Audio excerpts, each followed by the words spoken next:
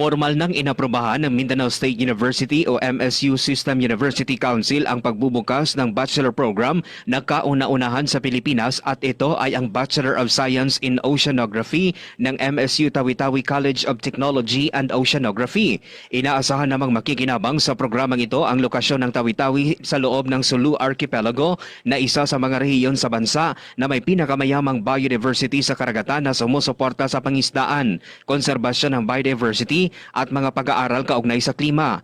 Ilan lang ito sa mga dahilan kung kaya mainam ang lugar at ang paaralan para sa pananaliksik at edukasyon sa oceanography. Ang MSU Tawi-Tawi Campus ay matagal nang kinikilala bilang sentro ng pag-aaral sa pangisdaan, marine at environmental sa Timog Pilipinas. Patuloy ring isinusulong ng paaralan ang mga programang nakatuon sa yamang dagat, pagpapaunlad ng pangisdaan, pag-aaral ng karagatan at pangangalaga sa kapaligiran sa rehiyon ng Bangsamoro. Sunod na isusumite sa MSU Systems Board of Regents ang BS Oceanography Program para sa pinal na pagtalakay at pag-aproba ngayong buwan.